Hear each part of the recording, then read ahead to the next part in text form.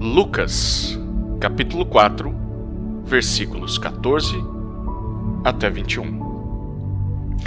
Então Jesus, no poder do Espírito, voltou para a Galiléia, e a sua fama correu por toda aquela região, e ensinava nas sinagogas, sendo elogiado por todos. Jesus foi para Nazaré, onde havia sido criado. Num sábado, entrou na sinagoga, segundo o seu costume, e levantou-se para ler. Então lhe deram o livro do profeta Isaías. E abrindo o livro, achou o lugar onde está escrito: O Espírito do Senhor está sobre mim, porque Ele me ungiu para evangelizar os pobres, enviou-me para proclamar libertação aos cativos e restauração da vista aos cegos, para pôr em liberdade os oprimidos e proclamar o ano aceitável do Senhor. Tendo fechado o livro, Jesus o devolveu ao assistente e sentou-se. Todos na sinagoga tinham os olhos fixos nele. Então Jesus começou a dizer: Hoje se cumpriu a escritura que vocês acabaram de ouvir. Jesus nasceu. É isso que celebramos no Natal. Tá, mas e daí? O que isso tem a ver comigo? Para que tanta festa na época de Natal? Bom, Lucas foi um grande médico e historiador que decidiu reunir documentos e relatos sobre a vida de Jesus e compilá-los em um livro que escreveu para crentes gregos, cerca de 30 anos depois da morte de Cristo, mais ou menos do ano 60 depois de Cristo. Em sua cultura, os gregos ouviam falar que os deuses eram muito parecidos com os homens.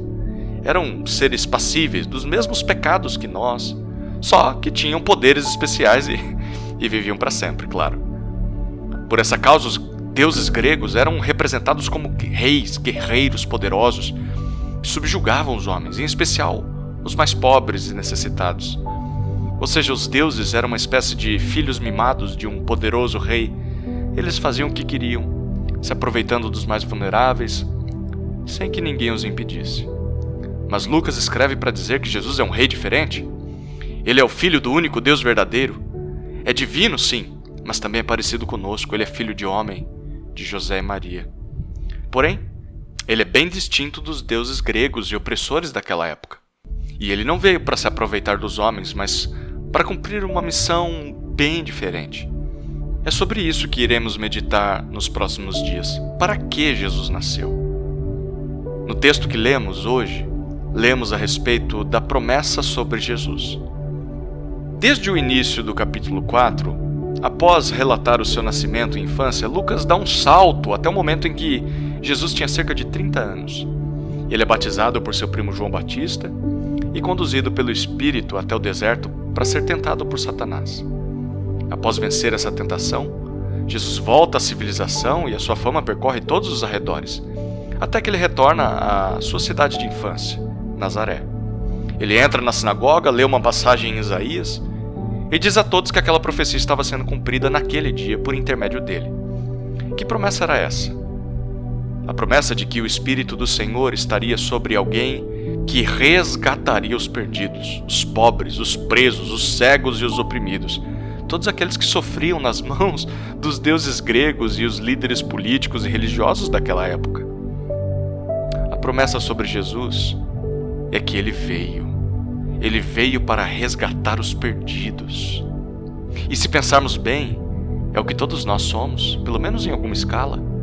Pobres, física ou espiritualmente. Prisioneiros, sejam de situações ou até mesmo do pecado. Cegos para Deus e para a verdade. E oprimidos, seja por pessoas poderosas ou por Satanás.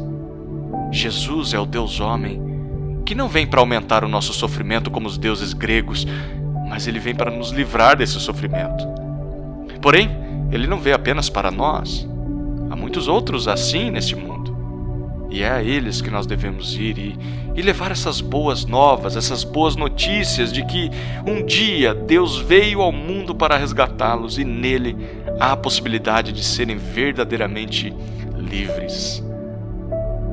É isso que o texto de hoje nos diz. A promessa sobre Jesus é que ele veio para resgatar os perdidos. Que essa mensagem seja nossa reflexão no dia de hoje.